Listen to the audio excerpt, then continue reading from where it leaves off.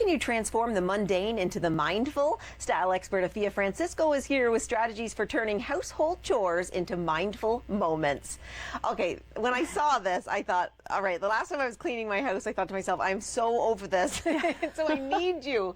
How can we transform the mundane into mindful moments? You know what? It's a great question because it's one of those things that most of us have chores that we have to do. Regardless of where we're at in life, there are certain things that just need to be done, whether that's laundry or the dishes. And so Whirlpool, I recently partnered with them, and they have a really great platform. It's called Everyday Care. And what it is that taking those everyday chores and turning them into acts of love. So if you can see them as something that you're giving to yourself and giving to your family members, then that may soften the feeling of it. And also just being mindful as you're doing it. So as opposed to just absent-mindedly going through the laundry, you're just throwing things in and you're not thinking about it and you're kind of begrudgingly doing it. Enjoying it. So we just saw how to make it a beautiful space so you're okay to be there, and then taking that time to just kind of appreciate what it is that you're doing. And when you're doing it in a way that it's not all at once, so you're not necessarily spending hours upon hours upon hours, which can be daunting and exhausting, you want to do it in succinct, quick ways. So that's a little bit every single day. And that sounds like a lot like, oh, every day I'm tired. But when you're doing something for 15 minutes, maybe 20 at a time, suddenly it doesn't seem insurmountable. And those 20 minutes add up to that time. So as opposed to giving it all at one shot, it's just a little bit every day so that you have that beautiful feeling every single day. So this is what mindful moments are, or mindful chores are. And it's thinking about that as acts of love. So even maybe getting your family in on the act. So for example, with your laundry, maybe it's your kids are helping you sort the colors. It becomes a fun game. Just throw the whites over there, throw the colors there, and that becomes something that maybe you can all do together.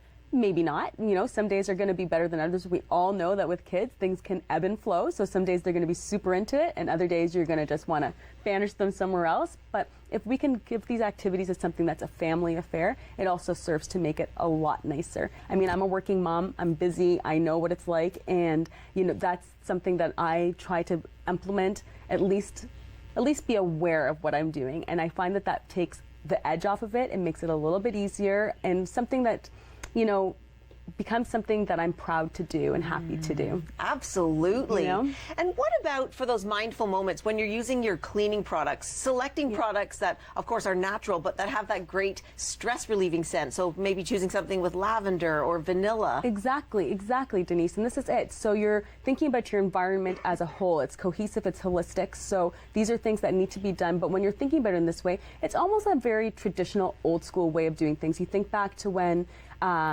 families would darn their clothes and cook home cooked meals. I know that our schedules are different now, so it's difficult to always do this, but things were done with intention. It wasn't something that was begrudgingly done. It was something that was, you had pride of ownership of family member of doing it. Whirlpool also too, they have this great top loader, and what their whole thing is that the basin is huge so that you can get so many things in there and do it relatively quicker than a typical load. So we can see it here. It's just a beautiful set, and these are things that, again, they're encouraging you to have efficiency. So yes, you're doing this, but you're doing it efficiently, you're enjoying while you're doing it, and that is going to make all the difference to something that needs to be done. We know it has to be done, so you can change your perspective and maybe the way you approach it, and that would make all the difference. And I like when you're talking about setting your intention. So you're choosing the intention of love. You're choosing the intention of creating family fun. Yes. And one of the other things I think that we need to do on a regular basis that helps set the entire day is making the bed in the morning. What are your thoughts on that? I 100% agree with you. This is something that I was like,